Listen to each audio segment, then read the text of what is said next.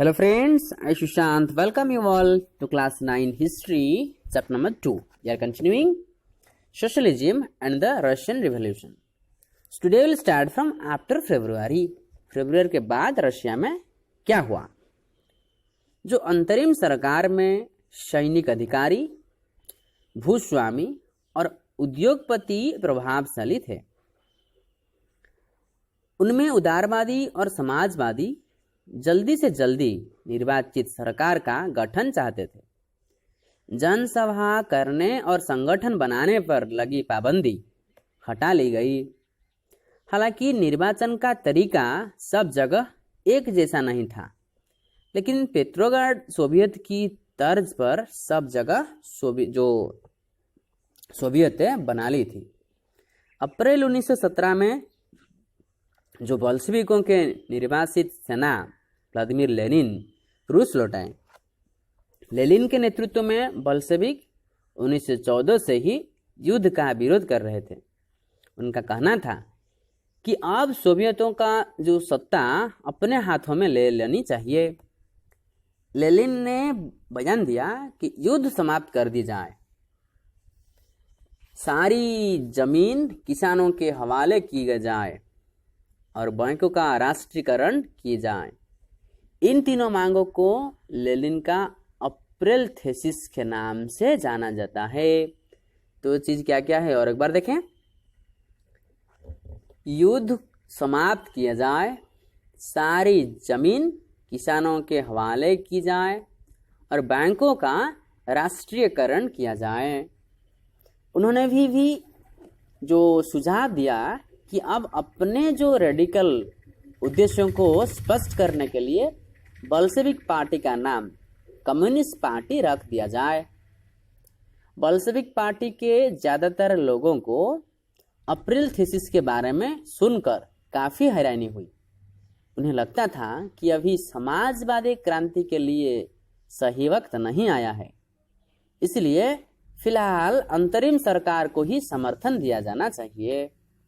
लेकिन अगले कुछ महीनों के घटनाओं ने उनकी सोच बदल दी। गर्मियों में मजदूर आंदोलन और फैल गया।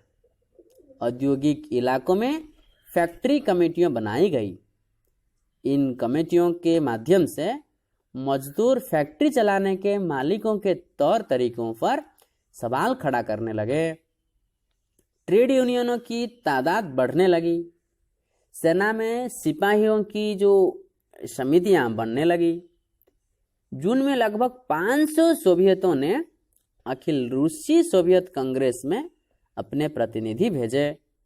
जैसे जैसे अंतरिम सरकार की ताकत कमजोर होने लगी और बोल्शेविकों का प्रभाव बढ़ने लगा, सरकार असंतोष को दबाने के लिए सख्त कदम उठाने लगी। सरकार ने फैक्ट्रियां चलाने की मजदूरों द्वारा ये जो की जा रही कोशिशों को रोकना और मजदूरों के नेताओं को गिरफ्तार करना शुरू कर दिया। जुलाई 1917 में बोल्शेविक द्वारा आयोजित किए गए विशाल प्रदर्शनों का भारी दमन किया गया। बहुत सारे बोल्शेविक नेताओं को छिपना या भागना पड़ा। गांव में किसान और उनके समाजवादी क्रांतिकारी नेता भूमि पुनर्वितरण के लिए दबाव डालने लगे थे। इस काम के लिए भूमि जो समितियां बना दी गई थी। सामाजिक क्रांतिकारियों इससे प्रेरणा और प्रोत्साहन लेते हुए जुलाई से सितंबर के बीच किसानों ने बहुत सारे जमीन पर कब्जा कर लिया। Next point, the revolution of October 1917। अक्टूबर 1917 की क्रांति। जैसे जैसे अंतरिम सरकार और बोल्शेविकों के बीच टकराव बढ़ता गया, लेनिन को अंतरिम सरकार द्वारा तानाशाही थोप देने की आशंका दिखाई देने लगा। सितंबर में उन्होंने सरकार के खिलाफ विद्रोह के बारे में चर्चा शुरू कर दी। सेना और फैक्ट्री जो सोवियतों में मौजूद बोल्शेविकों को इकट्ठा किया गया। 16 अक्टूबर 1917 को लेनिन ने पेट्रोग्राड सोवियत और बल्शेविक पार्टी को सत्ता पर कब्जा करने के लिए राजी कर लिया। सत्ता पर कब्जे के लिए जो लियन ट्रांस्की इसके नेतृत्व में सोवियत की ओर से एक सैनिक क्रांतिकारी समिति का गठन किया गया। इस बात का खुलासा नहीं किया गया कि योजना को किस दिन लागू किया जाएगा। 26 अक्टूबर को विद्रोह शुरू हो गया। संकट की आशंका को देखते हुए प्रधानमंत्री जो केरेंस्की सैनिक जो टुकड़ियों को इकट्ठा करने या शहर से बाहर चले गए। तड़के ही सरकार के वफादार सैनिकों ने 2 बल्शेविक अखबारों के दफ्तरों पर घेर डाल दिया। टेलीफोन और टेलीग्राम दफ्तरों पर नियंत्रण प्राप्त करने और विंटर पैलेस की रक्षा करने के लिए सरकार समर्थक सैनिकों को रवाना कर दिया गया। पलक झपकते क्रांतिकारी समिति ने भी अपने समर्थकों को आदेश दे दिया कि सरकारी कार्यालयों पर कब्जा कर ले और मंत्रियों को गिरफ्तार कर ले। उसी दिन अरोरा नामक युद्धपोत ने विंटर पैलेस पर बमबारी शुरू कर दी। अन्य जो युद्धपोतों ने नेवा के रास्ते से आगे बढ़ते हुए विभिन्न सैनिक ठिकानों में को अपने नियंत्रण में ले लिया। शाम ढलते ढलते पूरा शहर क्रांतिकारी समिति के नियंत्रण में आ चुका था और मंत्रियों ने आत्मसमर्पण कर दिया था।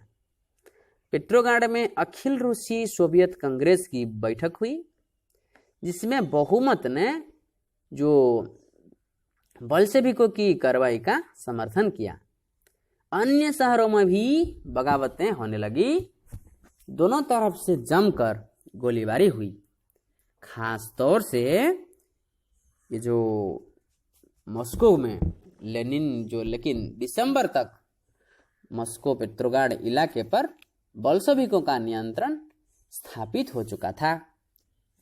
Next point, what changed after October revolution के बाद रशिया में चेंज क्या हुआ, परिवर्तन क्या हुआ? अक्टूबर के बाद क्या बदला? बल्शेविक निजी संपत्ति की व्यवस्था के पूरी तरह खिलाफ थे।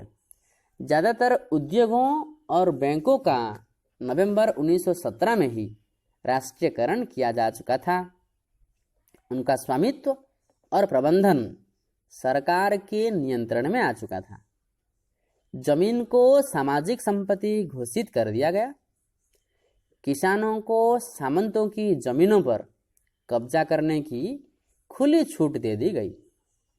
शहरों में बल्शेविकों ने मकान मालिकों के लिए पर्याप्त हिस्सा छोड़कर उनके बड़े मकानों के छोटे छोटे हिस्से इस कर दिए, ताकि बेघर बार या जरूरतमंद लोगों को भी रहने की जगह दी जा सके। उन्होंने अभिजातीय वर्ग द्वारा पुरानी पदवियों के इस्तेमाल पर रोक लगा दी। परिवर्तन को स्पष्ट रूप से सामने लाने के लिए सेना और सरकारी अफसरों की जो वर्दियां ये बदल दी गई। इसके लिए 1918 में एक परिधान प्रतियोगिता आयोजित की गई, जिसमें सोवियत टोपी इसका चुनाव किया गया। बल्शेविक पार्टी का नाम बदलकर रूसी कम्युनिस्ट पार्टी या बल्शेविक रखा गया। नवंबर 1917 में बल्शेविकों ने संविधान सभा के लिए चुनाव कराए, लेकिन इन चुनावों में उन्हें बहुमत नहीं मिला। जनवरी 1918 में असेंबली ने बल्शेविकों इसके प्रस्तावों को खारिज कर दिया और लेनिन ने असेंबली बर्खास्त कर दी। उनका मत था कि अनिश्चित परिस्थितियों में चुनी गई असेंबली के मुकाबले अखिल रूसी सोवियत कांग्रेस कहीं ज़्यादा लोकतांत्रिक संस्था है। मार्च 1918 में अन्य राजनीतिक सहयोगियों की असहमति के बावजूद बल्शेविकों ने जो ब्रेस्ट लिटोस्क में जर्मनी से संधि कर ली। आने वाले सालों में बल्शेविक पार्टी अखिल रूसी सोवियत कांग्रेस के लिए ये होने वाले चुनावों में हिस्सा लेने वाली एकमात्र पार्टी रह गई। अखिल रूसी सोवियत कांग्रेस को अब देश की संसद का दर्जा दे दिया गया था। रूस एक दलीय राजनीतिक व्यवस्था वाला देश बन गया। ट्रेड यूनियनों पर पार्टी का नियंत्रण रहता था। गुप्तचर पुलिस, जैसे कि पहले चौका और बाद में ओजीपीयू तथा एनकेवीडी का नाम दिया गया, बल्शेविकों की जो आलोचना करने वालों को दंडित करती थी। बहुत सारे युवा लेखक और कलाकार भी जो पार्टी की तरफ आकर्षित हुए, क्योंकि वह समाजवाद और परिवर्तन के प्रति समर्पित थी। अक्टूबर 1917 के बाद ऐसे कलाकारों और लेखकों ने कला और जो वास्तुशिल्प के क्षेत्र में नए प्रयोग शुरू किए, लेकिन पार्टी द्वारा थोपी गई जो सेंसरशिप के कारण बहुत सारे लोगों का पार्टी से मोह भंग भी होने लगा था। So dear friends, this is all about the day. Once again we meet in the next video. Till that, take care of your studies. Thank you.